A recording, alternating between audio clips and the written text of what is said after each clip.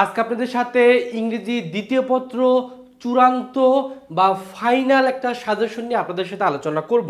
যেহেতু ইংরেজি দ্বিতীয় পত্রে গ্রামার নিয়ে অনেক অনেক টেনশনের ভিতরে থাকেন, আবার রিটেন পার্টের ক্ষেত্রে কিভাবে একটা ফরম্যাট শেখার মাধ্যমে আপনি যেটাই আসুক না কেন আপনি উত্তর করতে পারবেন, সে সংক্রান্ত সুন্দর সুন্দর কৌশলগুলো নিয়ে আপনাদের সাথে আলোচনা করব।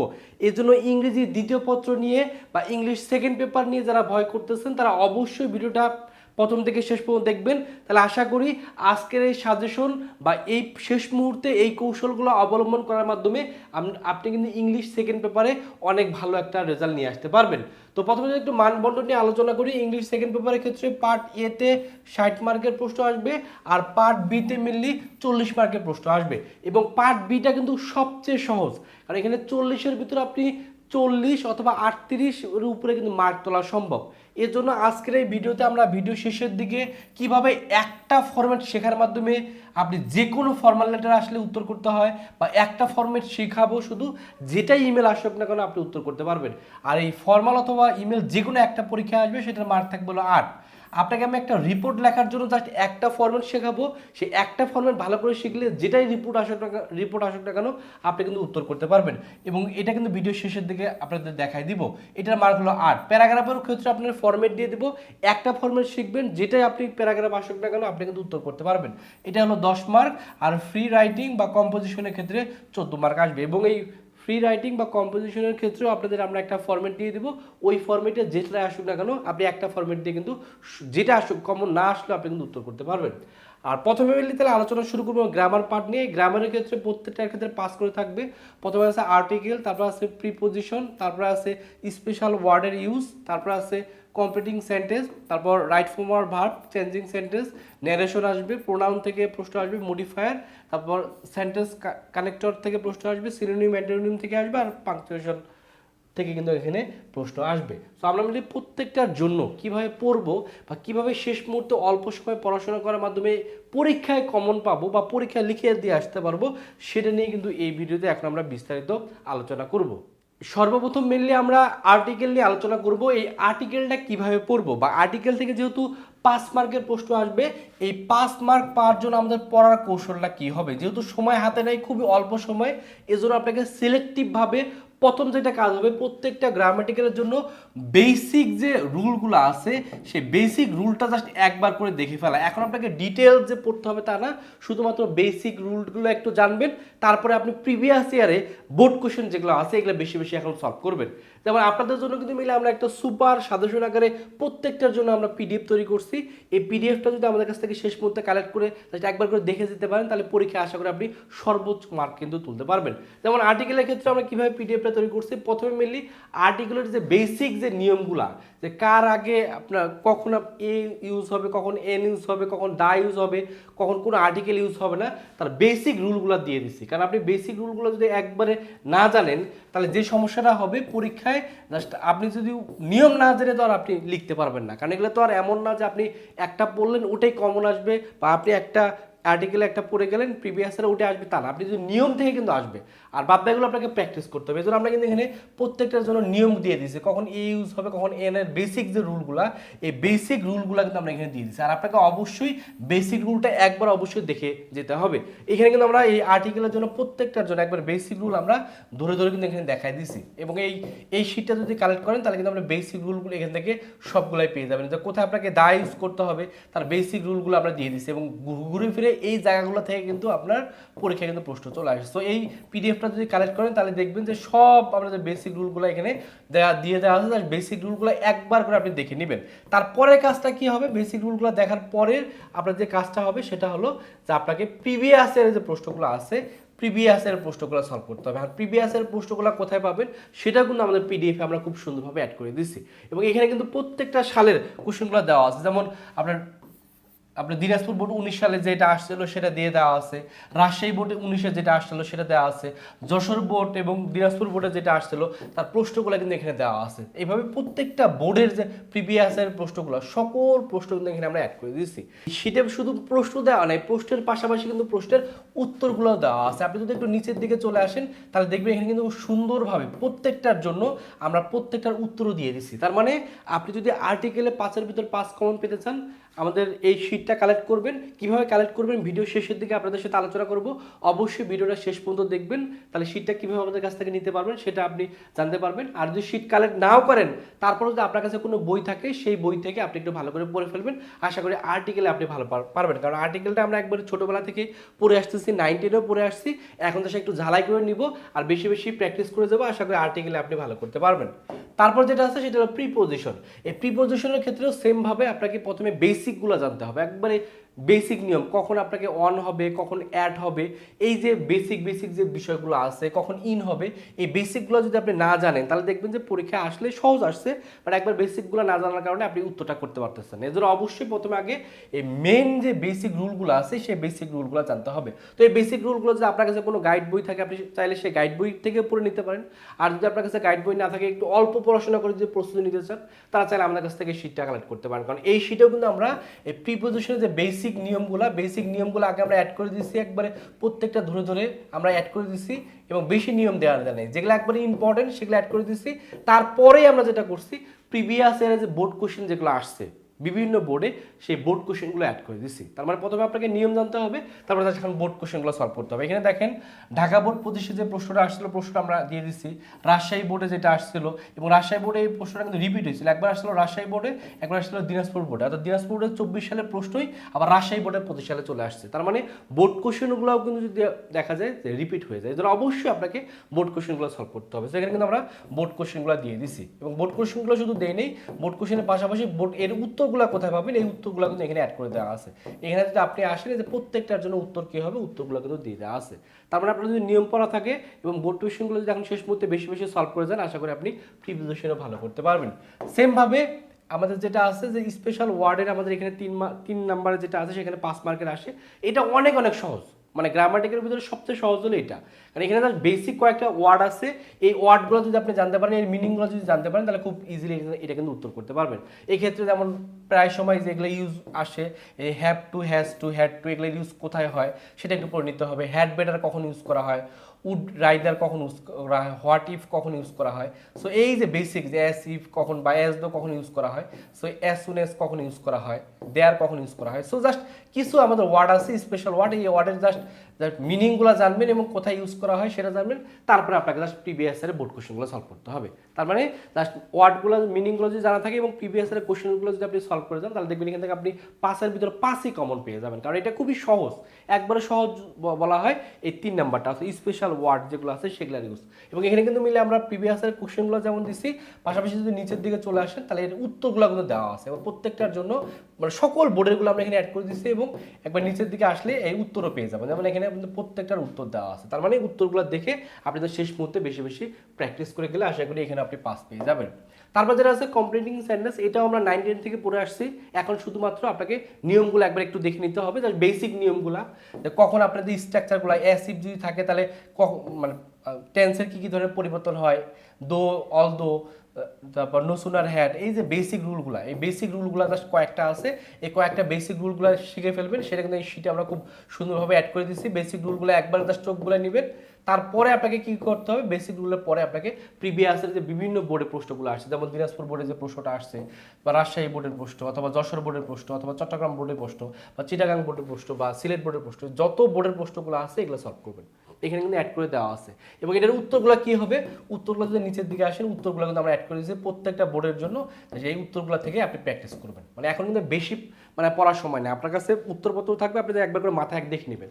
আপনার যদি সব এখন আপনার মনে প্রশ্ন থাকতে পারে, এখানে তো অনেকগুলো দেওয়া আছে প্রিভিয়াস, সবগুলো কি পড়বো, সবগুলো পড়ার তো সময় নেই। আপনি অন্তত চেষ্টা করুন প্রত্যেকটার জন্য অন্তত 5টা করে দেখা, 5টা দেখার পর যদি ইচ্ছা আরও সময় পান আরও 5টা দেখবেন, অর্থাৎ প্রত্যেকটার জন্য 5টা করে বোর্ডের আপনি সলভ করেন, দেখবেন সবগুলো যখন সলভ করা হয়ে যাবে আপনার একটা স্ট্রং একটা প্রিপারেশন আপনার মনের ভিতরে চলে আসবে। এই জন্য অবশ্যই উচিত হলো অন্তত 5টা করে সলভ করা। 5টা যখন শেষ হয়ে যাবে, আপনি প্রথমে আর্টিকেলের 5টা সলভ করলেন বোর্ড প্রশ্ন, তারপর আপনি প্রিপোজিশনের 5টা সলভ করলেন, তারপর স্পেশাল ওয়ার্ডের আপনি সলভ করলেন, তারপর আপনি কমপ্লিট সেন্টেন্সের করলেন, এভাবে প্রত্যেকটার 5টা করে করেন, তাহলে দেখবেন যে আপনার অনেকগুলো হয়ে গেছে।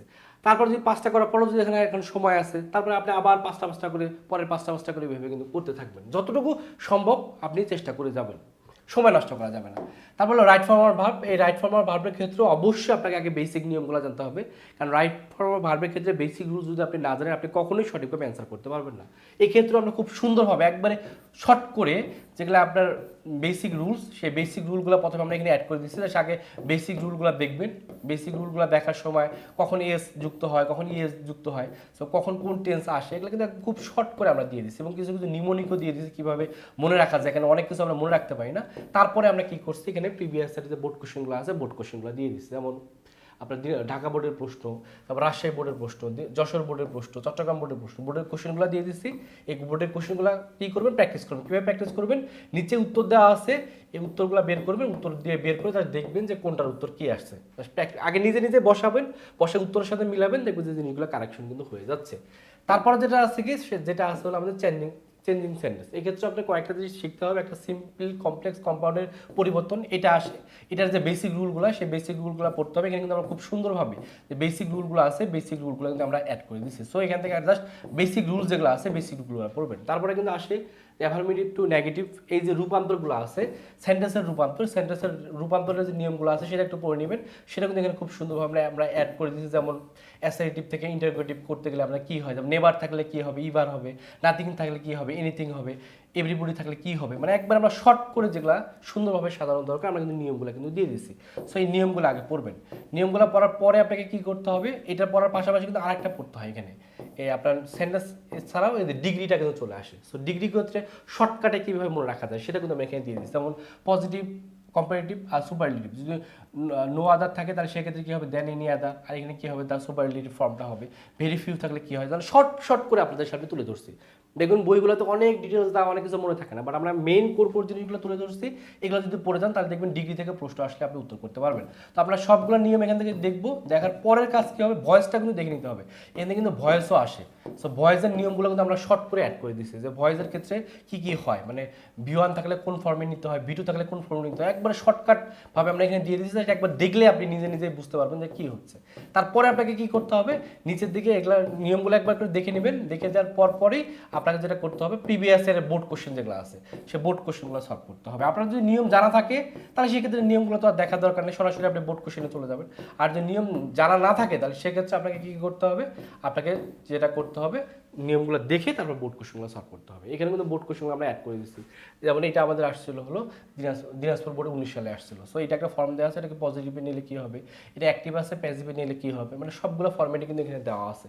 সো এগুলো আপনার প্র্যাকটিস করতে হবে। কীভাবে প্র্যাকটিস করবেন, এখান থেকে প্র্যাকটিস করবেন। আর নিচের দিকে আসলে দেখবেন উত্তর দেওয়া আছে, উত্তরগুলো এখান থেকে দেখে নেবেন। এখানে গেলে নিচের দিকে গেলে দেখুন অ্যান্সার শিটটাও দেওয়া আছে, অ্যান্সার শিট থেকে জাস্ট মিলাই নেবেন, সময় নষ্ট করা যাবে না।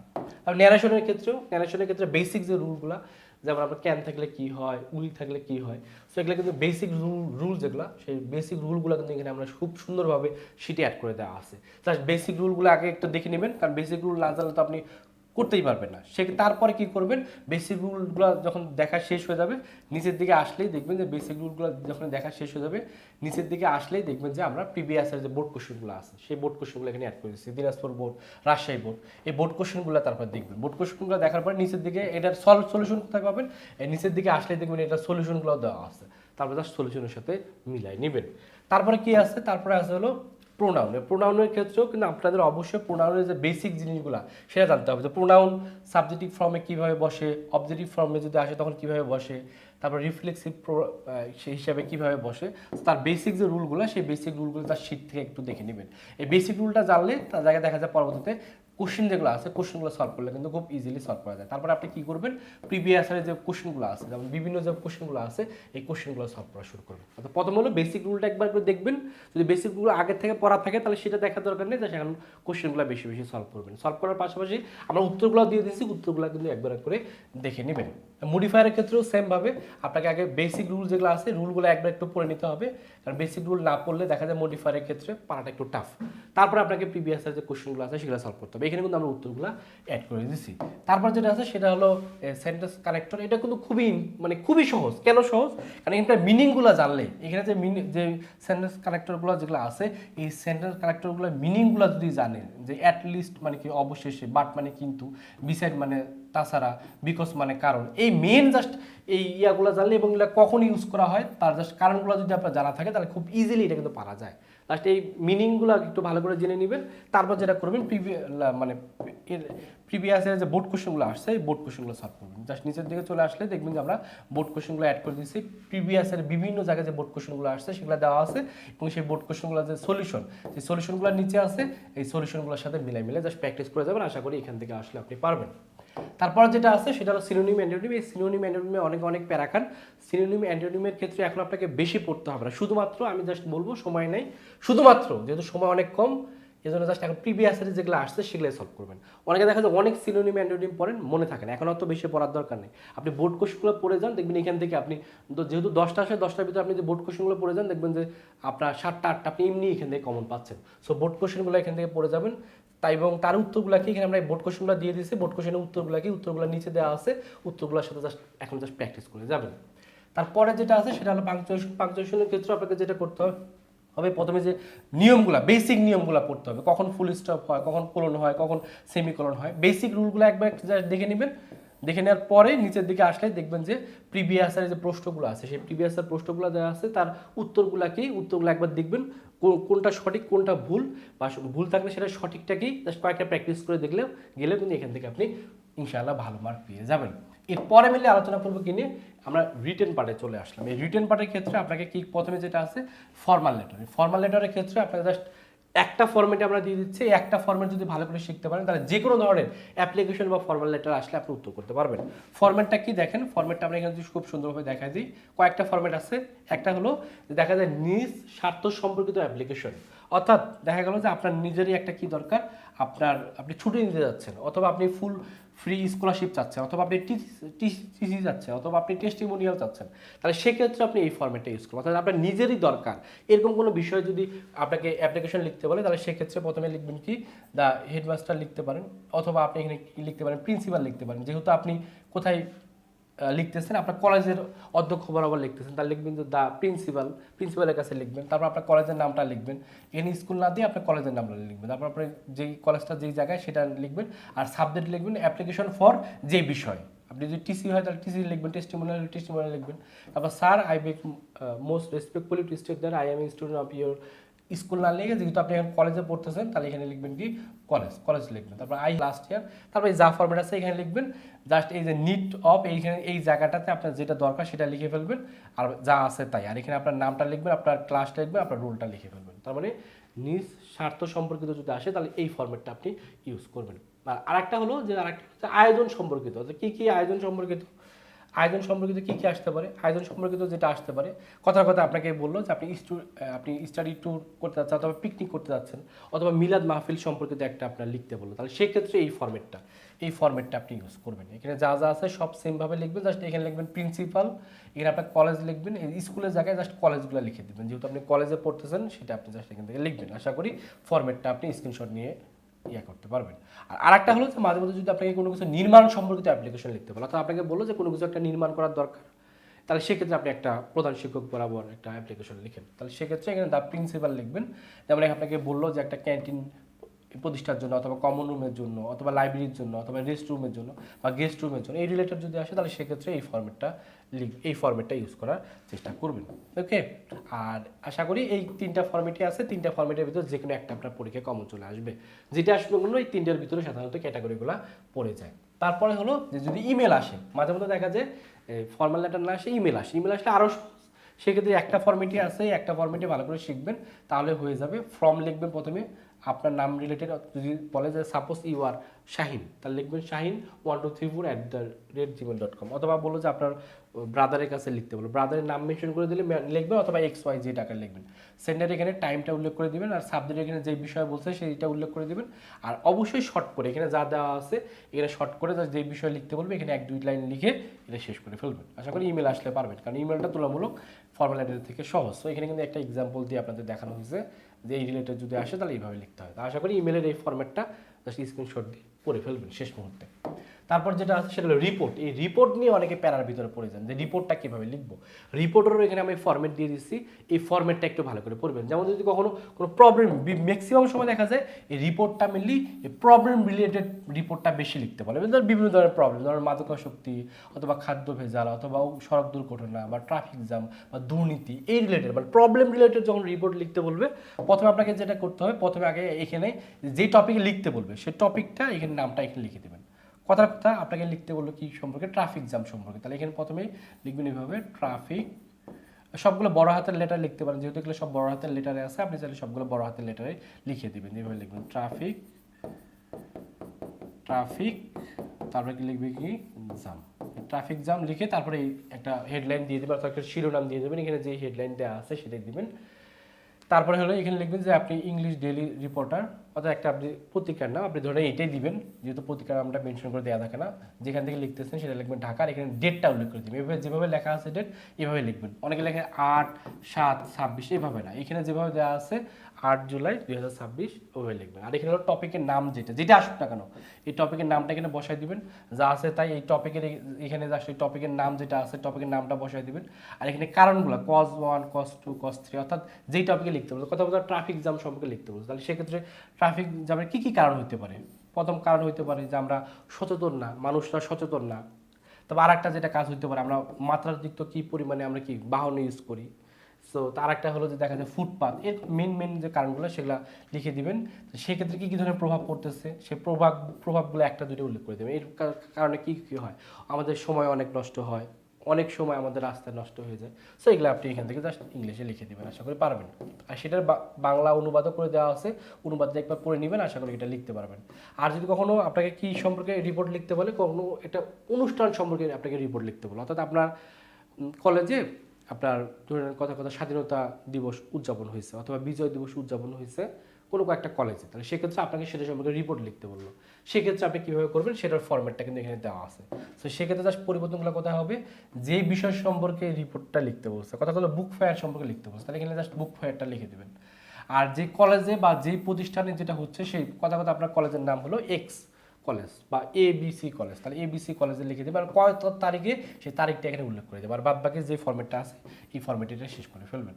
আর যদি কখনো অ্যাক্সিডেন্ট রিলেটেড আসে, অ্যাক্সিডেন্ট সম্পর্কিত একটা রিপোর্ট তৈরি করতে বললো, সেক্ষেত্রে জাস্ট এই ফর্মেটটা ইউজ করবেন, জাস্ট টাইমগুলো উল্লেখ করে দিবেন। অ্যাক্সিডেন্টটা কি, এটাকে বাস অ্যাক্সিডেন্ট হয়েছে না বাইক অ্যাক্সিডেন্ট হয়েছে, সেই অ্যাক্সিডেন্টের নামটা উল্লেখ করে দিবেন, এটা কোথায় হয়েছে সেই লোকেশনটা এখানে দিবেন, আর কত তারিখে হয়েছে সেই ডেটটা এখানে উল্লেখ করে দিবেন। আর এখানেও জাস্ট ওই টাইমটা উল্লেখ করে দিবেন। এই ফর্মেটটা ইউজ করলে আশা করি অ্যাক্সিডেন্ট রিলেটেড প্রশ্ন আসলে আপনি রিপোর্টটা লিখতে পারবেন। তাহলে রিপোর্টের এখানেও আমাদের 3টা ফরম্যাট দেওয়া আছে, তবে সাধারণত প্রবলেম রিলেটেডটা বেশি আসে, যেন প্রবলেমটা একটু বেশি গুরুত্ব দিবেন, আশা করি রিপোর্ট আসলে আপনি উত্তর করতে পারবেন। এরপরে কি আছে, এরপরে আছে প্যারাগ্রাফ। প্যারাগ্রাফ নিয়ে প্যানিক হওয়ার কিছু নেই, প্যারাগ্রাফে অলরেডি ফরম্যাট আমরা ইংরেজি ফার্স্ট পেপার সাজেশনও দিয়েছিলাম, জাস্ট এই ফরম্যাটটা পড়বেন। এখানে ফরম্যাট দেওয়া আছে, যদি ব্যাড সাইড রিলেটেড আসে তাহলে সেক্ষেত্রে এখানে যে ফরম্যাটটা দেওয়া আছে এই ফরম্যাটটা ইউজ করবেন। যদি গুড সাইড রিলেটেড আসে তাহলে সেক্ষেত্রে এখানে যে ফরম্যাটটা দেওয়া আছে ফরম্যাটটা ইউজ করবেন। কখনো যদি সাইন্টিফিক বিষয়ে যদি আসে তাহলে সেক্ষেত্রে এই ফরম্যাটটা ইউজ করবেন। যেমন আপনাদের কিন্তু অলরেডি ইংরেজি প্রথম পত্রে কিন্তু কী আসছিল, আর্টিফিশিয়াল ইন্টেলিজেন্স, সেক্ষেত্রে আপনি এটা ইউজ করলে আপনি কিন্তু ফুল মার্ক কিন্তু পেয়ে যেতেন। তো যারা আমার সাজেশন ফলো করছেন তারা আশা করি উত্তর করতে পারছেন। আর কখনো যদি কোনো শক রিলেটেড বা হ্যাবিটেড রিলেটেড যদি আসে তাহলে সেক্ষেত্রে এখানে যে ফরম্যাটটা আছে এই ফরম্যাটটা ইউজ করবেন। তো চাইলে আর যদি কোনো মানুষ সম্পর্কে আসে, কোনো ব্যক্তি সম্পর্কে, তাহলে সেক্ষেত্রে এই ফরম্যাটটা ইউজ করবেন। তো চাইলে আপনি স্ক্রিনশট নিয়ে নিতে পারেন, অথবা আমার কাছ থেকে যদি পিডিএফটা কালেক্ট করে পড়তে চান পিডিএফটা নিতে পারবেন। পিডিএফটা কীভাবে নেবেন ভিডিও শেষে কিন্তু আলোচনা করব। তারপর হলো কম্পোজিশনে, কম্পোজিশন নিয়ে অনেকে ভয়ের ভিতর থাকেন, যদিও কম্পোজিশনকে এখানে ফ্রি হ্যান্ড রাইটিং হিসেবে বলছে, বাট বাস্তব পক্ষে আপনি এটা যেটা করতে পারেন, আপনি এটা কিন্তু এই ফরম্যাটগুলো ইউজ করতে পারেন। যদি কখনো আপনাকে গুড সাইড রিলেটেড আসে, যে কোনো কিছু গুড সাইড সম্পর্কে আসলো, হার্ড ওয়ার্ক আসলো, অথবা আপনাকে কি আসলো, ইউনিটি আসলো, কাইন্ডনেস সম্পর্কে আসলো, সো গুড সাইড সম্পর্কে যদি আসে তাহলে সেক্ষেত্রে এখানে যে আমরা ফরম্যাটটা দেওয়া আছে এই ফরম্যাটটা ইউজ করবেন। আর এমনি যদি আপনার মুখস্থ থাকে কথার কথা, এমনি আপনার কম্পোজিশন মুখস্থ আছে, তাহলে সেটা তো অনেক ভালো। বাট যদি এমন হয় যে আপনার কমন আসে নাই, সেক্ষেত্রে আপনি এই ফরম্যাটগুলো ইউজ করার চেষ্টা করবেন। সবগুলোর ক্ষেত্রে আমি বলতেছি, আপনার যদি আলাদা আলাদাভাবে আপনার প্যারাগ্রাফ, রিপোর্ট সবগুলো যদি আপনি মুখস্থ করতে পারেন, তাহলে ওইটা অনেক সবচেয়ে ভালো। বাট যদি এমন হয় যে আপনি পড়ে গেছেন বাট কমন আসেনি, তাহলে সেক্ষেত্রে এই ফরম্যাটটা ইউজ করবেন। অথবা যেই স্টুডেন্টদের মনে থাকে না, তারা চাইলে এই ফরম্যাটগুলো ইউজ করতে পারেন। তবে ফরম্যাট ছাড়া যদি আপনি লিখতে পারেন, তাহলে সেটা অবশ্যই অবশ্যই অনেক অনেক ভালো হবে। তারপর এখানে টপিকের নামগুলো উল্লেখ করে দিবেন, জাস্ট টপিকের নামের এখানে জাস্ট যেইটা আসবে, কথা কথা কাইন্ডনেস সম্পর্কে আসলো, তাহলে এখানে জাস্ট এই জায়গায় কাইন্ডনেস লিখে দেবেন। ওকে, তারপরে এটা কি, এটা যদি আসে প্রবলেম রিলেটেড যদি আসে, যেমন আপনার রোড অ্যাক্সিডেন্ট সম্পর্কে আসলো, ট্রাফিক জ্যাম সম্পর্কে আসলো, তাহলে সেক্ষেত্রে এই যে ফরম্যাটটা আছে ফরম্যাটটা ইউজ করবেন। তারপর যদি কখনো কি আসে সায়েন্স রিলেটেড কোনো কিছু সম্পর্কে আসলো, ইমেল সম্পর্কে লিখতে বললো, ইন্টারনেট সম্পর্কে লিখতে বললো, মোবাইল ফোন সম্পর্কে লিখতে বললো, ডিজিটাল বাংলাদেশ সম্পর্কে লিখতে বললো, তাহলে সেক্ষেত্রে এই যে ফরম্যাটটা আছে এই ফরম্যাটটা ইউজ করবেন। ওকে, তো আশা করি এই ফরম্যাটগুলো ইউজ করার মাধ্যমে পরীক্ষা যদি কমন নাও আসে, আপনি একবারে 100তে 100 উত্তর করে দিয়ে আসতে পারবেন। কারণ অনেক শিক্ষার্থী সব নিয়ে ভয়ের ভিতর থাকেন, অনেক প্যারাগ্রাফ পড়েন, অনেক কম্পোজিশন পড়েন, বাট দেখা যায় পরীক্ষা হলে যে আমি কমন আসে না। কারণ এই বছরের পরীক্ষাগুলোতে যেহেতু কিছু ব্যতিক্রম টাইপের প্রশ্ন স্যাররা দিয়ে দিচ্ছে, তো আশা করি আপনি যদি ইউনিকভাবে প্রিপারেশন নিতে পারেন, যেটা আসলে কারণ আপনি উত্তর মেন্টালিটি নিয়ে যদি আপনি পরীক্ষা হলে যেতে পারেন, তাহলে অবশ্যই আপনি ভালো করতে পারবেন। তো যারা চাচ্ছেন আমাদের কাছ থেকে এই পিডিএফগুলো কালেক্ট করা বা পিডিএফগুলো নিয়ে শেষ মুহূর্তে ভালো একটা প্রস্তুতি নেওয়া, তারা চাইলে আমাদের এই যে কোর্সটা আছে, আমরা A+ টার্গেট কোর্স, এই A+ টার্গেট কোর্সে ভর্তি হতে পারবেন মাত্র 499 টাকা দিয়ে। এই 499 টাকা দিয়ে ভর্তি হলে এই সকল পিডিএফ একবার 1 থেকে শুরু করে একবার 16 পর্যন্ত সকল সাবজেক্টের পিডিএফ ভর্তি হওয়ার সাথে সাথে আপনাকে দিয়ে দিব। পাশাপাশি পরবর্তীতে আইসিটি পরীক্ষার সাজেশনের পিডিএফ পাবেন, গ্রুপ সাবজেক্টগুলোর সাজেশনের পিডিএফও এইভাবে কিন্তু সুন্দরভাবে আপনাদের দিয়ে দেবো, যাতে আপনারা শেষ মুহূর্তে জাস্ট একবার করে রিভিশন দিয়ে যে পরীক্ষাতে ভালো করতে পারেন। তো যারা ভর্তি হতে যাচ্ছেন, এই নাম্বারে 499 টাকা বিকাশে বা নগদে পাঠিয়ে এই নাম্বারে হোয়াটসঅ্যাপে নক করবেন। নক করলে আপনাকে আমরা পিডিএফগুলো দিয়ে দেবো। আশা করি শেষ মুহূর্তে ভালো একটা প্রস্তুতি নেওয়ার জন্য এই পিডিএফগুলো বা এই পিডিএফ সাজেশনগুলো আপনাদের অনেক অনেক হেল্পফুল হবে। আশা করি আপনারা শেষ পর্যন্ত চেষ্টা চালায় যাবেন, ভালো রেজাল্ট করবেন, ভালো জায়গায় যাবেন, নিজের স্বপ্নগুলো পূরণ করবেন, বাবা মার মুখে হাসি ফোটাবেন। সকলের জন্য অনেক অনেক শুভকামনা। সকলে ভালো থাকবেন, সুস্থ থাকবেন। আল্লাহ হাফেজ।